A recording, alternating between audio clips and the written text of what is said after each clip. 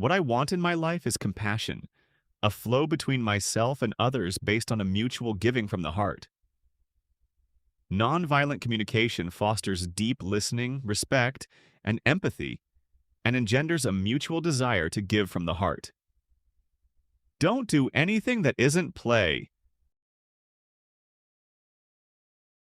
With every choice you make, be conscious of what need it serves. Let's shine the light of consciousness on places where we can hope to find what we are seeking. When I behaved in the way which I now regret, what need of mine was I trying to meet?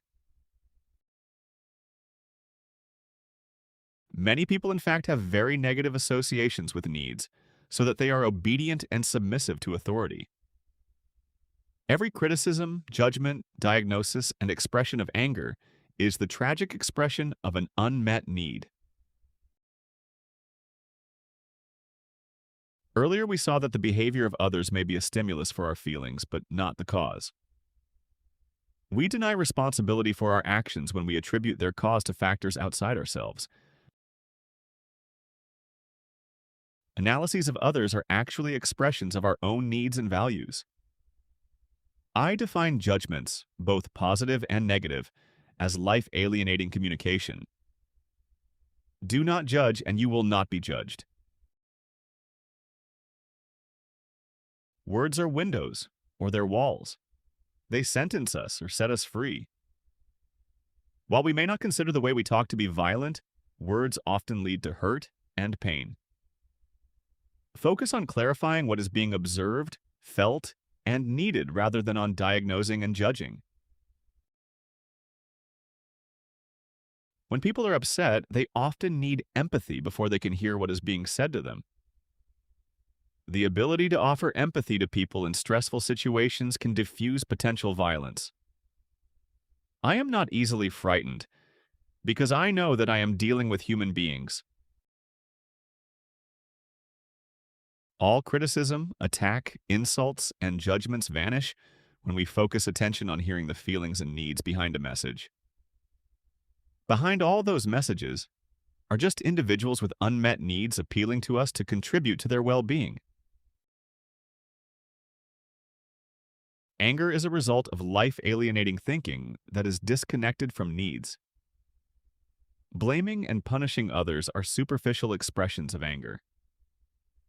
Steps to expressing anger: stop, breathe, identify our judgmental thoughts, connect with our needs, express our feelings and unmet needs. The more directly we can connect our feelings to our own needs, the easier it is for others to respond to us compassionately. As is often the case, people were more skilled in analyzing the perceived wrongness of others than in clearly expressing their own needs. To practice the process of conflict resolution, we must completely abandon the goal of getting people to do what we want. Whenever people feel that they're not free to choose what they want to do, they are likely to resist. We all pay dearly when people respond to our values and needs, out of fear, guilt, or shame. Like money, approval from others is a form of extrinsic reward. Recipients of such praise do work harder, but only initially. Once they sense the manipulation behind the appreciation, their productivity drops. When we are in contact with our feelings and needs, we humans no longer make good slaves and underlings. Don't mix up that which is habitual with that which is natural. We tend to notice what's wrong rather than what's right. Gratitude will act as an elixir that will gradually dissolve the hard shell of your ego. The more you become a connoisseur of gratitude, the less you are a victim of resentment, depression, and despair. Our language is an imperfect instrument created by ancient and ignorant men.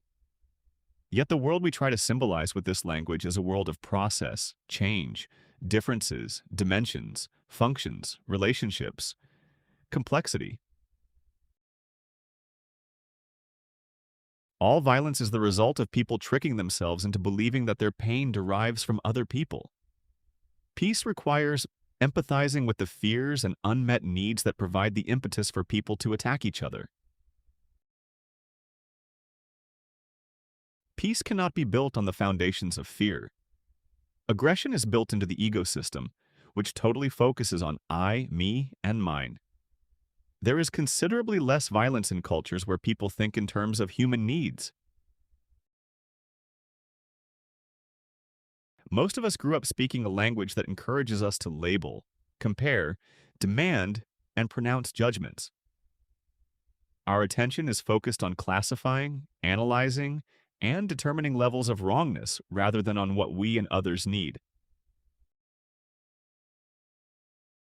We are dangerous when we are not conscious of our responsibility for how we behave, think, and feel. This world is what we have made of it. Changing ourselves begins with changing our language and methods of communication. We were born to make manifest the glory that is within us. As we let our own light shine, we unconsciously give other people permission to do the same. If we change ourselves, we can change the world. Marshall Rosenberg was an American psychologist, mediator, and the creator of nonviolent communication, a groundbreaking approach to communication and conflict resolution, drawing on psychology, compassion, and the belief that all people share the same fundamental human needs. He taught millions how to replace blame, judgment, and coercion with empathy, honest expression, and mutual understanding. Rosenberg applied his methods in schools, families, prisons, corporations, and regions affected by war and political conflict, helping people bridge even the deepest divides. His influential book, Nonviolent Communication, A Language of Life, has been translated into dozens of languages and continues to inspire individuals and organizations worldwide. His enduring legacy is the conviction that lasting peace begins with the way we speak, listen, and connect with one another.